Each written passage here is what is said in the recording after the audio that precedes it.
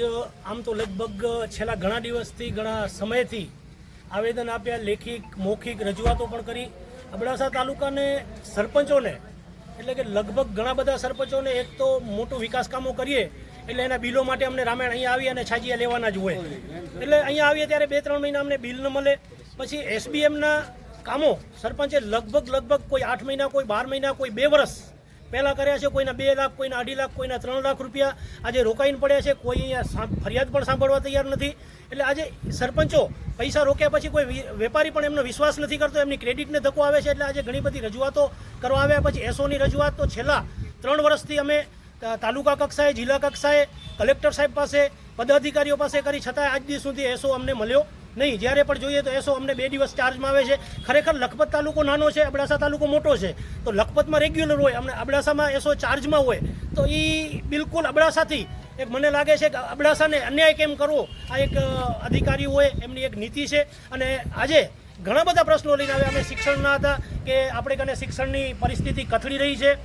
ચોમાસું હતું તો ચોમાસામાં રોડ રસ્તા ઘણા તૂટી ગયા છે. તાત્કાલિક રિપેર કરી અને ગામ તાલુકા સાથે જોડાય એવું તાત્કાલિક પીડબ્લ્યુને પણ આવેદનપત્ર આપશું. એના સિવાય આ નલિયાથી ભુજ તેરા વચ્ચે આપણે એક પુલિયો પણ બેસી ગયો છે, એની પણ રજૂઆત હતી. ભાઈ કોઈ પણ કામ થતું હોય, મોથાળા ગામે પુલિયો બન્યો ગયા વર્ષે અને વરસાદ આવ્યો એ પહેલાં તો પુલિયો બેસી ગયો. તો આ કામોની કોઈ તપાસ થાય, નહીં તો મોટા અધિકારીઓ એવું બોલી નાખે છે કે સરપંચો કોન્ટ્રાક્ટર બની ગયા. ભાઈ સરપંચને કોઈ કોન્ટ્રાક્ટર બનવાનો શોખ પણ નથી અને સરપંચ કોઈ કોન્ટ્રાક્ટર પણ નથી. અને સરપંચ જેટલું કામ કરે છે એ પોતે પોતાના ગામને નજરમાં રાખી અને વિકાસનું કામ કરે છે. એટલે સરપંચ ઉપર કોઈ આરોપ લગાડતા હોય તો એ બેબુનિયાદ છે. આજે અમારી આ પ્રશ્નો રજૂ કર્યા છે. જો એ પ્રશ્ન તલાટીઓની પણ રજૂ કર્યું છે. તલાટી કોઈ પણ અબડાસા તાલુકાનો કોઈ 2-5% હેડક્વાર્ટર હોય તો ભલે, કોઈ હેડક્વાર્ટર રહેતા જ નથી. હવે દિવસ 7ની મુદત આપી છે કે 7 દિવસની અંદર આ પ્રશ્ન જો નિરાકરણ નહીં આવે તો તાલુકા 12 અમે બધાય સરપંચો, મોટી સંખ્યામાં સરપંચો હાજર, બધાય સરપંચો અહીંયા હડતાલ ઉપર બેસશું.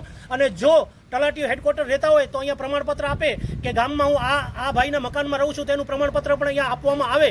ખાલી અહીંયા કહી દે કે અમે હેડક્વાર્ટર રહીએ છીએ તો હેડક્વાર્ટર કોઈ પણ તલાટી રહેતા જ નથી. અમે માહિતી બધી ભેગી કરી છે. એટલે મહેરબાની કરી